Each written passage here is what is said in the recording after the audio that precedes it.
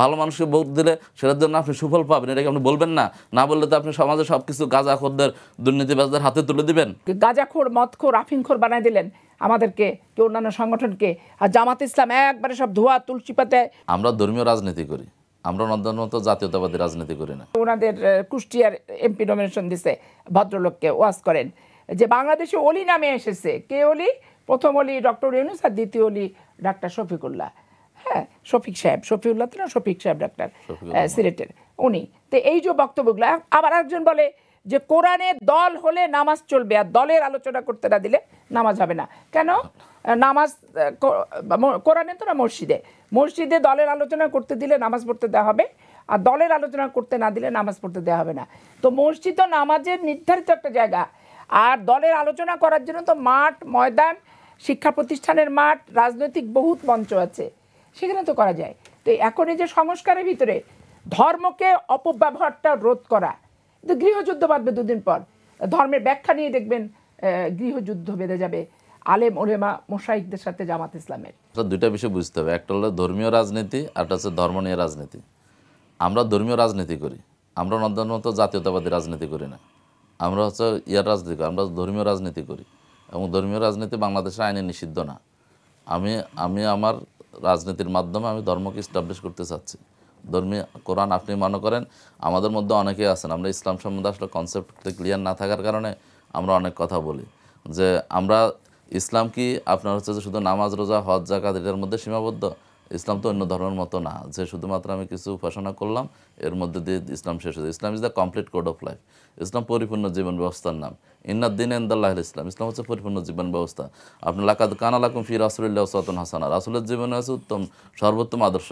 এখন রাসূলকে শুধুমাত্র নবী হিসেবে শুধু ধর্মীয় নেতা ছিলেন, নাকি উনি রাষ্ট্রপ্রধানও ছিলেন, নাকি ওনার পরবর্তী যারা খলিফা ছিলেন তারা রাষ্ট্র পরিচালনা করেছেন? ওনাকে রাজনীতিকে বাদ দিয়ে, রাজনীতিকে আমি কার্ল মার্কস, লেনিন ও মাও সেতুংয়ের অনুযায়ী চালাবো, আর হচ্ছে যে আমি শুধু মসজিদে গিয়ে আল্লাহু আকবার করে নামাজ পড়বো।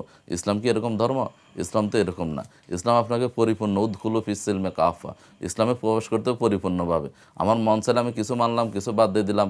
আমি নামাজ রোজা পড়লাম, আমি স্পর্ধার বিধান মানলাম না, আমি অর্থনীতি মানলাম না, সুদ ঘুষ করলাম, তাহলে এটা তো ইসলাম না। ইসলাম পরিপূর্ণ, ইসলাম রাষ্ট্রের সাথে রিলেটেড। ইসলাম আপনাকে রাষ্ট্রীয়ভাবে প্রতিষ্ঠিত যতক্ষণ পর্যন্ত না হচ্ছে। বাংলাদেশের প্রথম ইমিউনিটি বুস্টার সমৃদ্ধ ফ্যান্টাস্টিক হ্যাপি এনার্জি বিস্কিট। তখন আপনি শুধুমাত্র ওই যে মসজিদে আর ইয়াতে দোয়া করলে আর ইমাম সাহেব বক্তব্য দিলে ইসলাম কায়েম হবে না। কারণ ইসলামের হুদুদ আছে, শরিয়া বিধান আছে, সেগুলো আপনাকে প্রতিষ্ঠা করতে হবে। তাহলে আমরা সেই প্রতিষ্ঠা করার জন্য কাজ করতে চাই। প্রতিষ্ঠাটা কীভাবে হবে? প্রতিষ্ঠাটা কি যুদ্ধের মাধ্যমে হবে? প্রতিষ্ঠায় মানুষ মেরে হবে না, প্রতিষ্ঠাটা জনগণের সমর্থন নিয়ে হবে। জনগণ যদি সমর্থন করে, আমার 51% বা 200 আসন যদি আমি পাই, জনগণ যদি আমার এই চায়, তাহলে আমি পরিবর্তন করতে বাধাটা কোথায়, প্রতিবন্ধকতাটা কোথায়? আমরা দেখি যে ওনারা বলেন যে আমরা ধর্মীয় রাজনীতির কথা বলি, ওনারা ধর্ম নিয়ে রাজনীতির কথা বলেন। ধর্ম নিয়ে রাজনীতি সেটা যখন দানের শেষে বিসমিল্লাহ, মানে লা ইলাহা ইল্লাল্লাহ, দানের শেষে বিসমিল্লাহ। তারপর হচ্ছে যে যখন নির্বাচনের তফসিল ঘোষণা দেয়, তখন সিলেটে যায়, তখন ওই উদ্বোধন শুরু করেন, তখন দেখা যায় যে অনেক নেতার সারা বছর খবর নাই, নেতা পাঞ্জাবি এবং টুপি পরে শুরু করেন। এগুলো না হচ্ছে মানুষকে বিভ্রান্ত করা। ওই যে আগে শেখ হাসিনা পট্টি পরে আসতো, পরে আসতো। এখন যে ব্যক্তি সারা বছরে পাঞ্জাবি পরে, টুপি পরে, কারণ আপনি তাকে ধর্মীয় রাজনীতি করার কারণে আপনি তাকে বলবেন যে ধর্মের রাজনীতি করে। হ্যাঁ, এটা তো ঠিক, আপনি এটাকে অস্বীকার করতে পারবেন যে আপনি যদি একজন অসৎ দুর্নীতিবাজ, একজন সাদাবাজ, অথবা আপনি একজন যদি আপনি ভোট দেন, আপনি সে যত অপরাধ করবে সেটার ভাগিদার আপনি হবেন না?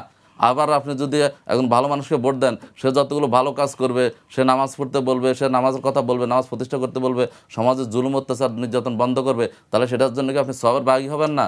ফামা ইয়ামাল মিসকালা জারাতিন খায়রান ইয়ারা, আপনি কি প্রত্যেকটা ভালো কাজের সুফল পাবেন না? এখন আমি এই কথা বললে আমি তো বলতে পারি, আমি তো জান্নাতের কথা বলতে পারি না, আমি নিজে জান্নাতে যাবো কিনা আমি তো বলতে পারি। ডাক্তার শফিকুল কোনদিন বলছে, আমাদের গোলাম ফরহাদ কোনদিন বলছে? এখন কোন নেতা, কোন কর্মী যায় একটু আফা বললেন, ওনাদের দলের নেতারা বলছেন, উনি বলছেন যে এটা অবশ্যই। আমিও বলি, কেউ যদি এরকম বলে সে হচ্ছে জামাতে ভোট দিলে জান্নাতে যাবে, তাহলে সেটা অবশ্যই গ্রহণযোগ্য না। কিন্তু আপনি যে কাজগুলো করবেন, আপনি সে কাজের প্রতিফলন তো পাবেন। আপনি ভালো মানুষকে ভোট দিলে সেটার জন্য আপনি সুফল পাবেন, এটাকে আপনি বলবেন না? না বললে তো আপনি সমাজে সব কিছু গাঁজাখোরদের, দুর্নীতিবাজদের হাতে তুলে দিবেন। সেটা তো ইসলাম অ্যালাউ করে না। আপনাকে তো সেটা অবশ্যই মানতে হবে। এখন আপনি পরিপূর্ণ আমি কোরআন পড়ছি বিদে আমি কোরআনের আয়াত বললে সেটা দোষ হয়ে যাবে, আপনি আরেকটা রেফারেন্স দিলে সেটা দোষ হবে না। আপনিও দেন, সেটা আপনি বলেন, আপনি কোরআন পড়ে আপনি কোরআনের রাজনীতি করেন, আপনি আরেকটা ইসলামী দল খোলেন, সেটা অনুযায়ী আপনি বলেন, সমস্যা তো নাই। এখন আপনি গাঁজাখোর, মদখোর, আফিংখোর বানাই দিলেন আমাদেরকে, কি অন্যান্য সংগঠনকে। আর জামাত ইসলাম একবারে সব ধোয়া তুলসী পাতায় পুত পবিত্র সতীত্ব নিয়ে সব আসছে। এই সমস্ত কথাটা ভেক কথাবার্তা, এগুলো ঢালাওভাবে একদমই বলা, এগুলো ঢালাওভাবে একদমই বলা ঠিক না। মানে ওনারা পবিত্র জনগণের হাতে তো দিচ্ছেনই না, তার আগে নিজেই তো ফলাফল বলে দিচ্ছেন, নিজেই মন্তব্য করে ফেলছেন যে আমরা হচ্ছে ভোট যখন আসছে তখন মসজিদে যাচ্ছি, নামাজ পড়ছি, ভোট আসলে তো আমার নামাজ কাজা হয়ে যাচ্ছে মাগরিব। কারণ আসরের পরে একটা মিটিং করতে যে মাগরিব দৌড়াতে দৌড়াতে না পাচ্ছি মাগরিব, আর না পাচ্ছি পরের মিটিং, তো কাজা নামাজটা এসে আমাকে তো বাসায় পড়তে হচ্ছে। নামাজ যার যার ব্যক্তিগত ইসলামিক বিধান, নামাজ ইসলামিক বিধান এবং যার যার ব্যক্তিগতভাবে পালন করতে হবে। আমার নামাজটা আপনি পড়ে দিতে পারবেন না, আমার নামাজ আমি না পড়লে আমার পাপ হবে। তাহলে আমার পাপ নিয়ে আপনার কথা বলার তো দরকার নাই।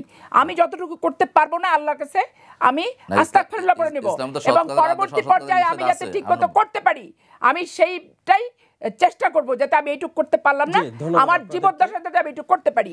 জামাত ইসলাম ধর্মকে নিয়ে ব্যবসা করছে, ধর্মের অপব্যাখ্যা দিচ্ছে এবং ধর্মভীরু মানুষকে হচ্ছে প্রতারণা করছে।